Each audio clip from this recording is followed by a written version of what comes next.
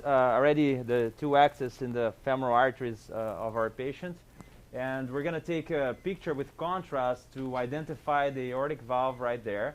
And after this step, we're going to put a wire through the aortic valve inside the heart of the patient to then start our instrumentation to deliver a balloon, and after the ultimate goal, delivering the valve in the aortic valve to replace the aortic valve of the patient. So we're taking the picture right now. Okay, so Monica, that's the aortic valve, very well aligned. And we're going to be ready to start the process of crossing the valve and putting a wire inside the heart of the patient. Okay, so this procedure is really in 2 parts, Monica. The first is that they're going to slide a balloon up to dilate the narrowed valve so we have enough room to put the new valve in. And then the second part of the procedure will be to slide the valve up into the opening that was just made. So if you can see the screen and you can see all that dark material that's moving back and forth, that's the calcium in the valve. And that's not only demonstrates the disease of the valve, but it also demonstrates the anchor for the new valve, because we need that calcium to prevent that other valve that we're about to put in from flying out and going some other place. So the calcium is actually a good thing when it comes to this procedure because it's holding the valve in place? It's pretty essential, right. And it also is a marker for us so that we know. You can see a guide catheter that's sliding back and forth with each heartbeat on the screen. That identifies exactly the base of the valve. Please. And that allows us to figure out exactly where we're going to implant the valve. So this is for people who have calcification on their aortic valve. Right. And it's preventing blood flow from going. Well, it isn't. It's interfering with blood flow. The heart is able to actually manage it, but at a tremendously increased workload. Sure, please. And the heart can compensate for this for many years until you reach a point where it can't. And that's the time when patients become symptomatic. They get short of breath with almost any exertion. And we see many patients who have this. And this is a very good solution for it because we can dilate the valve up and then implant a new valve with a catheter without opening the chest. So who's a candidate for this? The typical candidate would be someone who's had a known murmur for many, many years. Many of our patients have known that they've had murmurs for 20 and 30 years, and their cardiologist or their primary care doc has said, you know, you have a murmur, we'll follow it. It's not interfering with your activity, so let's just keep an eye on it. And with the advent of echo, which is a cardiac ultrasound, we can follow this in a doctor's office very nicely, usually an echo once a year, once every 2 years, unless the patient becomes more symptomatic.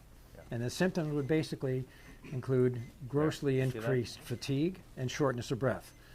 And with a known heart murmur, that's most of the time in this country, it's aortic stenosis until proven otherwise. Stenosis just means narrowing, in this case, aortic of the aortic valve. So is this becoming, what's the standard procedure for this? Well, before this was around, the standard procedure is open heart surgery, and open heart surgery is still pretty much the gold standard for many of these types of valvular problems. But there's been an extraordinary advance in the catheter technology that now allows us to put this valve in with a catheter in not only high risk and intermediate risk, but low risk patients as well, with really the same results as we can do surgically. So there are patients who have surgical indications, there are patients who have catheter-based valve indications. And that's what we try and ferret out, and the target changes really every year because of the advances in this technology. So tell me, who's in the room right now and what's everybody doing? Okay, well, we hope they're doing their job. But anyway, Dr. Adesani is looking at the screen, and he is the operator here. And Eric is one of our cardiology interventional fellows who's assisting Dr. Adesani. Phil is one of the technicians who works in this environment. Chris is at the keyboard here, and he is massaging the valve in the cold water. And by putting this valve, maybe we can get a shot of the valve. Can you show that valve now? Raquel, maybe you can see the valve. Can you she's hold that shaking up? her head. Yes, she can see it. So we're going to show you the valve now, and then we're going to show it to you once it's mounted on the catheter. And the beauty of this valve is the metal allows us to collapse that down into a much smaller object that is small enough to fit inside an artery in the groin in most of our patients. Now that valve, though, looks pretty big. Well, it looks pretty big. It has to be of a certain size because, remember, we're putting this in with no sutures. So this has to wedge itself anatomically into the proper place. And the proper place is achieved with very, very careful calculation, and you'll see a lot of this calculation has already been done by CAT scan and measurements we've made before the patients come into the catheterization laboratory. And then Dr. Adesani will place this anatomically based upon the guide catheters that we have in place now. So Chris is going to go ahead and massage this down. And what's unique about this is he's not, one would think you're using warm water, but that's not the case. No, that's the unusual property of this metal. It's manufactured so that it has memory. And the property of this metal, which is made out of nickel and titanium, like a lot of golf clubs, except that when you put this in very cold water, it becomes quite soft. And it allows you to manipulate this into a much smaller sheath, and that's what Chris is doing now. So he's actually putting it into a tiny little, what, balloon? Putting it into a sheath. Okay. And he's going to slide it very carefully into the sheath, which is really crucial, one, so that you don't damage the valve, and two, so that it's successfully deployed. Because when we implant this into the beating heart, there's lots of things going back and forth across this valve. And by slowly withdrawing this sheath, you'll see it on the screen, you'll see the valve start to expand and implant itself into a secure anatomic position. So, Monica, if you don't mind me interrupting. So we are now inside, we crossed the very stenotic valve with a wire, and now we have a catheter in place. What we're doing right now, we're measuring the difference in pressures that exist between the chamber and the aorta. So there should be no difference in a normally working aortic valve, but there's going to be a huge difference. We're going to be able to see on the screen now. There's going to be a huge difference because there's so much pressure inside that chamber, right? That the pressure is sky high inside and it's much lower in the aorta, right? And interestingly, we're doing everything with our patient completely awake. So our patient, by the way, is Art, and he's 80 years old, I believe. Right, exactly. I think so. And he's completely awake. Hey, Art, are you okay there? Good. So Art's part of this. He's kind of hanging out, watching the monitor, and he knows what's going on. The other thing, I had a chance to talk to Art before he was wheeled back into the cath lab here, and he told me that he was just now starting to feel the symptoms of the stenosis. Of aortic stenosis. Yeah, he was just starting to kind of get winded. So more what frequently happens is we see patients and we say, "How are you?" and they say, "Fine." And we ask them, "Well, do you have any symptoms?" "No." "Well, what are you doing now compared to a year ago?" Check. "Well, a lot less." "Do you take stairs?" "Well, no." Do you walk? Do you take hills? Et cetera, et cetera. And what typically happens is people tend to avoid the activities that make them uncomfortable. And so if we really exert them, then all of a sudden you find out that these patients who feel fine really get very short of breath with almost any exertion. And that's typically what happens with this kind of a valve. So how soon will he get relief? I'd say in about the next 10 or 15 minutes. No kidding. Like, Yeah. But how soon will he actually notice a change? In the patients who really, and we see many patients who are very symptomatic, they get up out of a chair, walk across the room, and they are markedly short of breath. Within an hour or two after this valve is in place, because they've not been anesthetized, they don't have to recover from an incision, they don't have to wake up from a general anesthetic. They get up, they're expecting to feel the shortness of breath, and it's not there. And the heart is a remarkable organ because it responds very, very rapidly to what we do. And so we had one patient in particular who flew up here from Florida who was 92 years old. He needed to have his aortic stenosis taken care of because he had 3 girlfriends. And we did his valve. He couldn't get up out of a chair.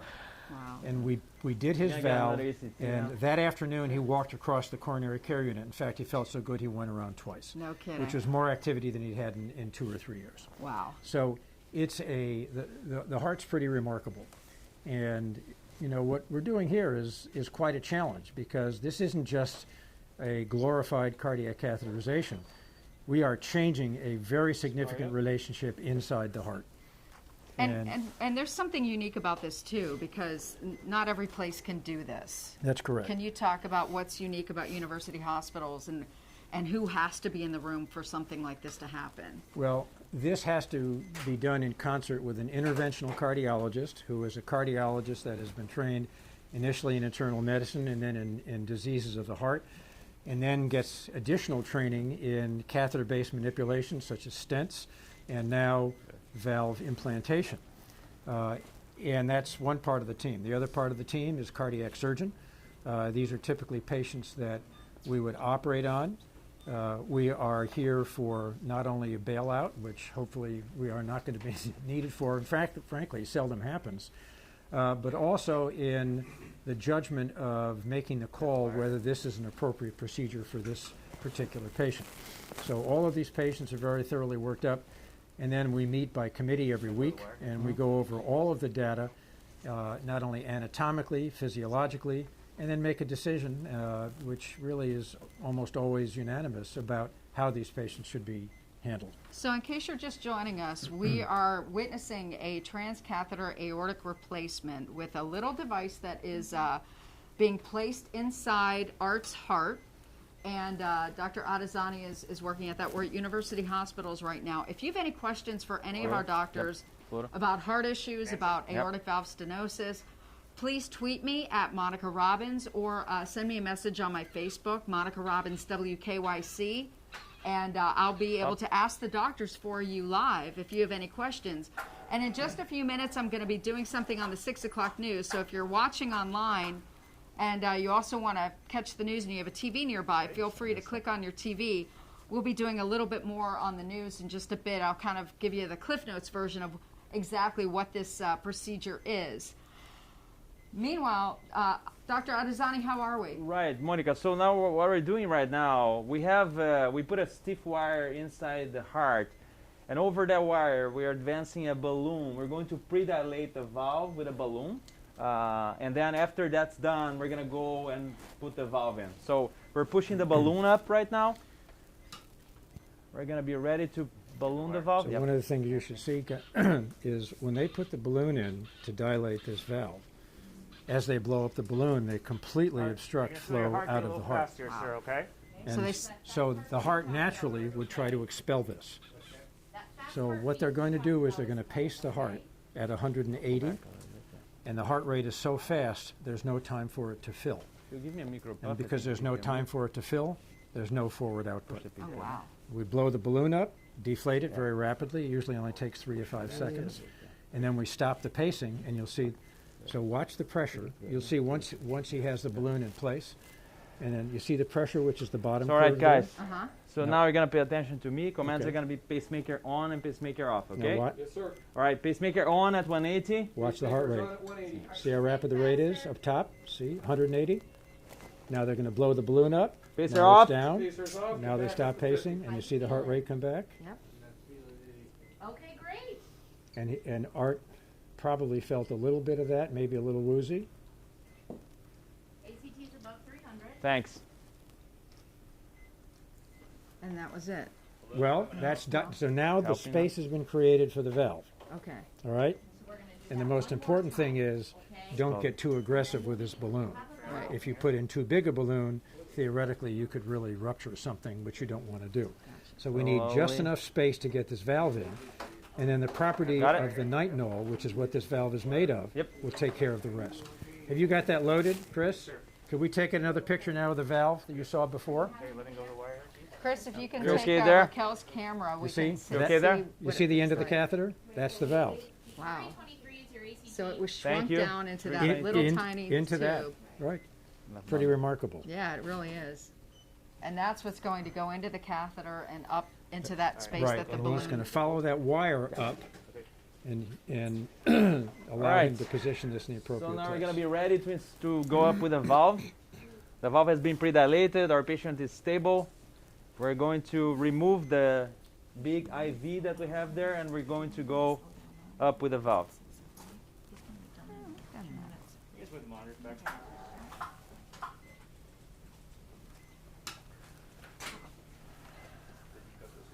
Yes. Disconnect that, please. So, you know, one person we had forgot to identify is Sarah. Hi, Can Sarah. you wave, Sarah? So Sarah's making sure that everything is done properly here. She's Phil, in of charge of the course. fluid and the drugs, and she's going to make sure that Dr. Adesanya has really found the heart. And of course, Steve, Nick, everyone, right? I'm not forgetting anybody. Oh, Alice is watching. Stacy there. Everybody. Okay, good. I have it. All right, guys. Okay, Coming so out with now the watch sheet the now. screen, and you'll see Dr. Artesani is going to be advancing the valve up through the sheath, and then it's going to find its way around the heart. Sheet's out. The wire. Yep. A little bit of pressure You here, see what Chris okay? has got. That's the valve delivery system, that whole thing. Wow. You're doing great, Art. Sheet just forward, push forward, sir. So now they're sliding it up. The wire is going inside it. See, it's a very long wire. Uh-huh. And the wire, because we know it's positioned in the ventricle, the tip of that catheter is Right, going push part up. to wind up Phil, you have the wire? through the aortic valve. Wire there, Phil. Look at the screen. Ready, go. Going in. Go there.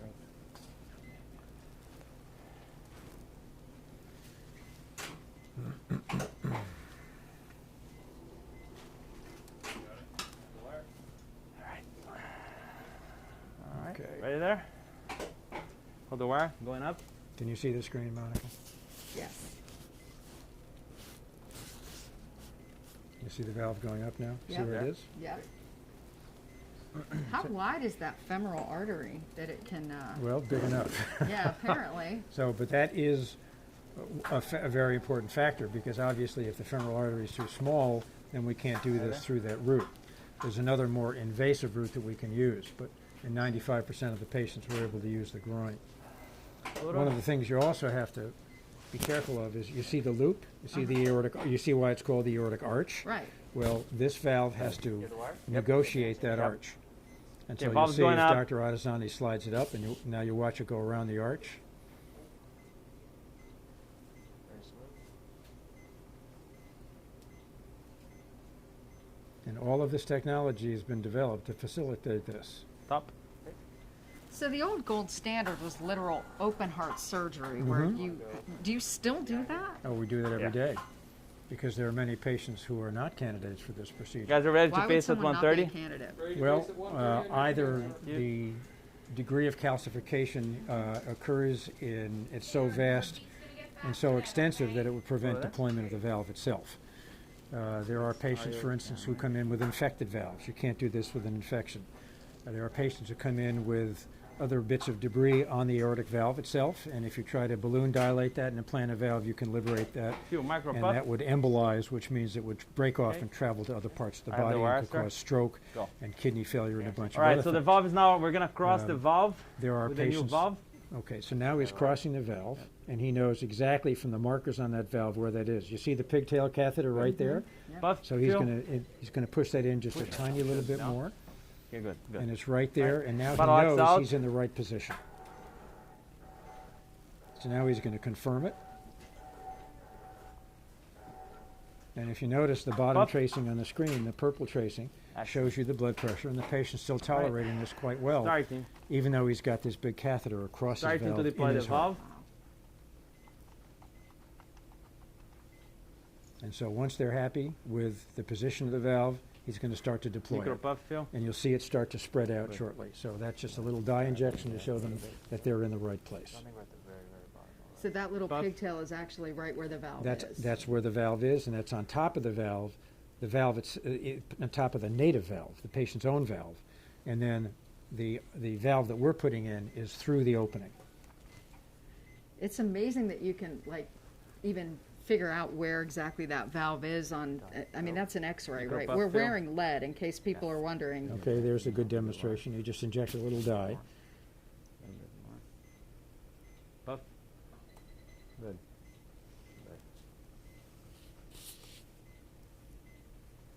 And pretty soon they're going to start to deploy it. And you'll see the valve start to fan out in just a minute.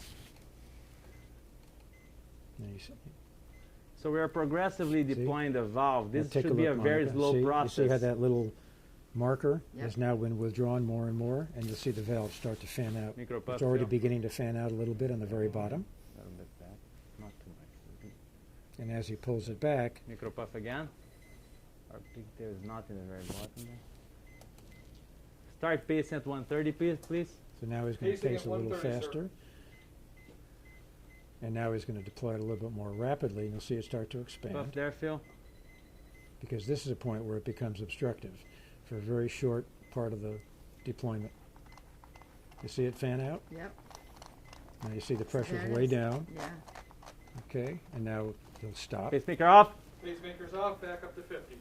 How you feeling?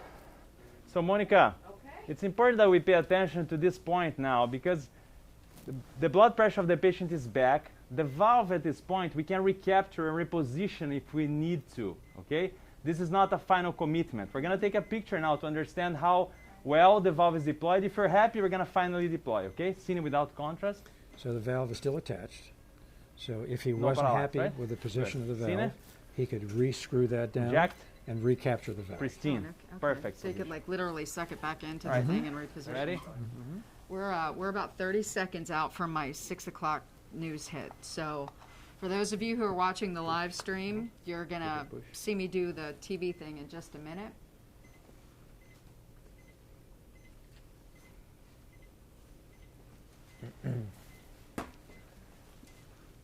So at this point, we were happy with the position of the valve. We are finally doing the final deployment. Art, are you okay there? I'm okay. Good.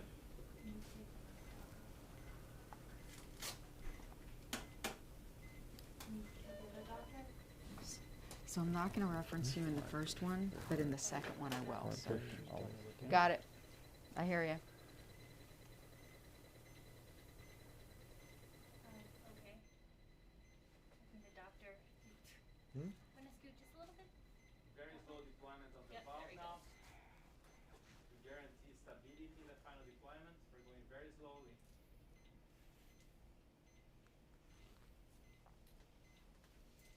We did.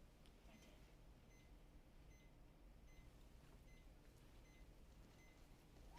did. Good evening, Russ and Sarah. Yeah, actually, we're watching the valve replacement take place actually right now. You can watch it on WKYC.com. This is a transcatheter aortic valve replacement, and more than 100,000 patients worldwide have had this procedure done. It has been a game changer for those who may not be candidates for open heart surgery and may soon, perhaps, replace the invasive technique. Let me show you how it works.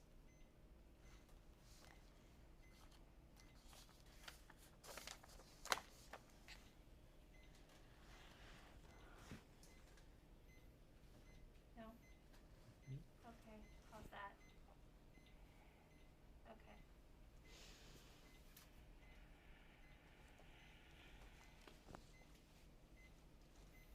There, you can see that the valve is free now.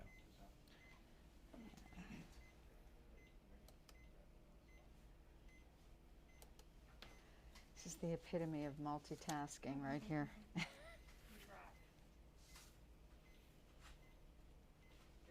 All right. Now we're gonna do an echo.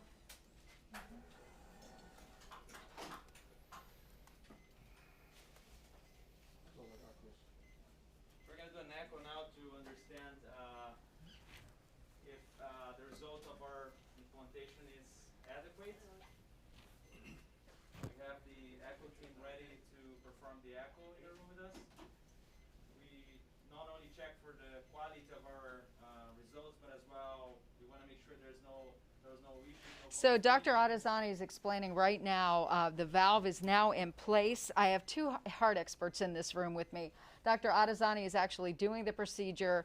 Dr. Markowitz is here answering questions from viewers. So if you have any questions about this particular procedure, tweet me at Monica Robbins or go to my Facebook page, Monica Robbins WKYC. And of course, you can watch the live procedure at WKYC.com. Back to you, Russ and Sarah. Okay, sure.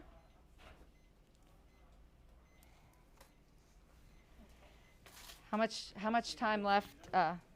4 minutes. Got it. Okay, thank you. Windows here, but I don't see any significant neurovalvular or AI.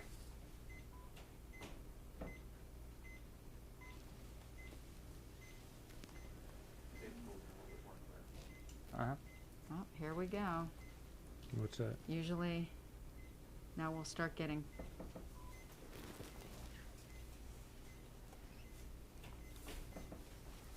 Short Somebody X is knocking? harder. Hey, Monica. Yes. Do you want Dr. Spike to be up for this next step? Yes. Yes. Yes. Different spot. Do you want operating Dr. Spike to be Yes. Yes. I don't think she's going to give me that much time. I think we're really heavy today, so I think I'm only going to have maybe 10 seconds. So now, since it's pretty much in place and they're just double checking, making sure everything's fine. Chris is gonna play it by ear. Good. So Okay. when if you toss to him, he'll put the other mic up. Looks Okay. pristine, huh? This view, I don't see any PVL. No PVL, no AI. Got it. So I have 1:45. Okay, so the echo looks really good. So that's how you can tell that the heart's Yeah. beating, the blood's Yeah, pumping. the ultrasound exam is crucial because it shows us, one, whether anything is broken in there, when nothing is, meaning we're looking for any possible hemorrhage or anything like that. And then it shows us that there's no leak back through the valve, and there's no leak back around the valve. And so we know we have a very good implantation here. This is really Yeah, ideal. so we're extremely happy with the result of the echo right now, because not only we were able to reduce substantially the gradient, the difference in pressures, right? We have a normally functioning valve right now. There's absolutely no leak around the valve, which is another marker of success. So it looks pristine. By echo looks really good. We're happy with the result. Very happy indeed. So we do have a question from Stella. She wants to know if there's been any recalls on the materials used for this procedure, and what's the mortality rate? The mortality rate, well, we look at the mortality rate during the procedure, then in hospital, and then at 30 days, at 6 months, and a year. And the overall mortality rate, 30-day mortality rate, is about 1.5% to 2%. Wow. Which is very low, but that also includes many patients who are extremely high risk who would have a predicted mortality Perfect. much higher than that. There has not been any recall of any of the materials used in this device. And this isn't. We've been doing this since 2011, because I remember. Yeah, we've done over 1,800 procedures here, but I mean, this is a widely adopted procedure all over the country, in fact, all over the world. And one of the exclusions for this, when you ask me who could not have this, if you had a nickel or titanium allergy, we couldn't do this. Ah, okay. So, but no, there have not been any recalls on the basis of the structure of the valve or its materials. And Linda wants to know, and we talked about this earlier, do they remove the defective valve first, or is it left in place? No, the valve is left in place. That's one of the ways that the new valve that we've put in is anchored. So you have a very calcified valve, and it took a long time before the medical profession would really believe that you could do this. Most people felt that these valves were not movable, but the technology is such now that we can actually push most of these aside and create a large enough opening to permit the implantation of this valve, and then we let the nitinol property handle it because that continually pushes out. And we can actually see changes in the structure of the valve over time. Stand by 1 second. They're talking to me, and we're talking about Mick Jagger. Right. So hold on.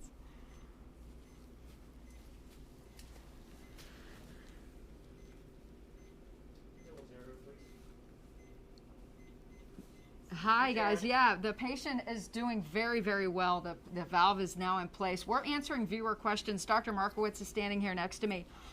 Leslie wants to know, how long will a new valve last? Well, it's a good question. We have data at 5 and 6 year durability, as opposed to surgically implanted valves that are now out at 20 to 25 years. But the data looks quite good, and we can't really give you very good 10 and 12 year data yet because we simply don't have it, but there really isn't any reason to suspect that it's not going to last, certainly at least as long as the standard biological valves that we use. And the interesting part about this procedure too, and Dr. Artesani, I'll ask you this, is this going to replace open heart surgery, which is the gold standard? I think there will always be room for open heart surgery, definitely. This technology, these valves, they enable us to treat more and more complex patients. Once the technology gets better, our experience improves, right? But always there will be space and room for open heart surgery, definitely. I think it's important that we work together on this, surgeons and interventional cardiologists, because ultimately we can deliver the very best care to our patients. That's the ultimate goal, always. It has to be a cooperative venture. All right, and if you want to watch the entire thing, we're almost done here, right? Yeah, indeed, Monica. We just checked the results of the echo. Looks pristine. Everything looks great, Dr. Adesanya says. If you want to watch the entire procedure, go to WKYC.com, and we will have it archived in case you missed it. But if people want more information, just you can still, I'm going to be in here for a few more minutes. You can send me your questions. I'll have the doctors answer them for you live. Back to you guys. Oh, yeah, we're wearing lead. Dr. Markowitz, you want to explain why we're wearing lead? We're wearing lead because the interventional cardiologists like to torture the surgeons, but you have to wear this if you have any X-ray exposure whatsoever. And since we're in a lead-lined room, this is the cardiac cath lab where X-ray and fluoroscopy are used. So we have to protect ourselves as well. So that's the reason. And all of us are in lead, including our camera people. So back to you guys. Can we take the screen out of the way, please? Yes. This is how we work out, too. Sure. 16, okay? We're very happy. All right. So I'm done with the news. So for those of you... Are you feeling okay? If you're happy, I'm happy. So Okay, that's great. That's good news. Dr. Adesanya is talking to Art, telling Art that everything went really, really well. We have a couple more questions. How much radiation exposure is there with this procedure, and what can the patient expect post-procedure? Well, the radiation exposure for the practitioner is substantially greater than it is for the patient because he or she is doing this very frequently, where the patient, it's pretty minimal exposure for the patient because it's a one-time event. The actual radiation The liver exposure, system is coming out. probably little more than having a CAT scan with contrast material. So I've got a couple other questions. Is there a percentage of failure after the valve is put in place? Well, failure is defined a variety of ways. One is the valve not functioning properly, meaning is there a significant leak or did it deploy poorly? And that's really, really rare. There have been some modifications of the valve structure that have almost completely eliminated leak around the valve, which is rather remarkable when you consider that we're implanting this valve with no sutures. So valve failure is really quite rare. And if you have questions or you're interested in learning more about this procedure too, you can call the UH Harrington Heart and Vascular Institute, 216-844-8448. Stacy, come over here and tell me what exactly, who should call this number and what can they, is this for appointments? That's for appointments, or if you have general questions, we're happy to answer them and have you seen by a cardiologist or a cardiothoracic surgeon. Okay. And so what happens now? How soon will Art, be able to get back up on his feet and move around? So, Monica, here what we're doing now, we basically close the artery that we inserted the valve through. It's completely closed. It's not bleeding anymore. We put internal stitches. It's perfect. Okay, the patient is, again, stable, talking, awake. We're going to close the right groin, and basically the patient goes to the CICU. And tomorrow morning we're gonna, see him again. If everything is fine, he goes home tomorrow.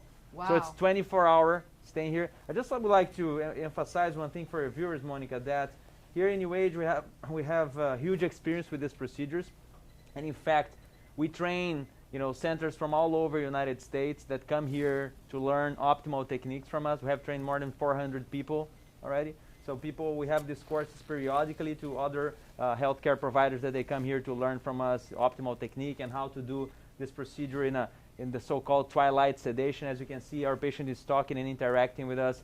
This makes a huge difference because makes the recovery process to the patient way much easier and faster, and does not at all, absolutely doesn't compromise the safety and the quality of the procedure. On average, how soon does the patient feel relief or a big difference in now that their blood is flowing freely?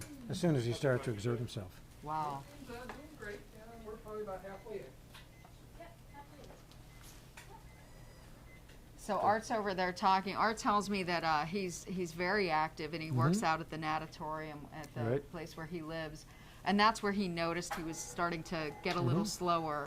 So when he heads back there, maybe in what, a week or two, or as soon as obviously his Oh, stitches are healed from the incision? Yeah, I would guess it'll be within a week or two.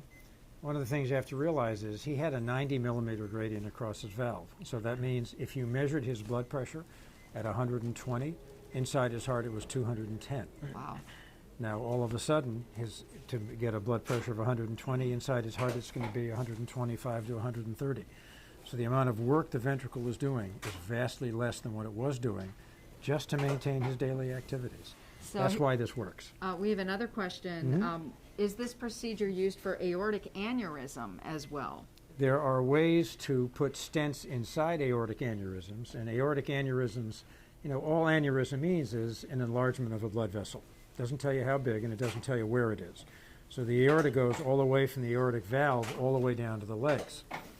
And in the abdominal aorta and in the descending portion of the aorta in the chest, there are stent grafts that can be placed inside these that exclude the aneurysm.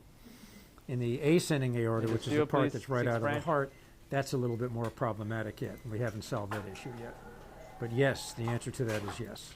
That it could be, or, well, if you fix this particular problem, your chances of having an aortic Alright, you okay aneurysm, there? I would assume, are less. Almost done. Not Maybe Okay? no? No, not really Apples related. and oranges? Yeah, different diseases. Gotcha.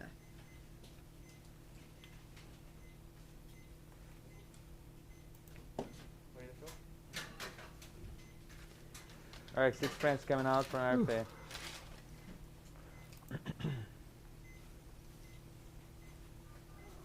Well, while the doctors are finishing up with our patient Art, I would like to thank UH, the Harrington Heart and Vascular Institute, for allowing us to come in here, especially Art. He gave us the go-ahead and told us that we could come in and watch his procedure being done.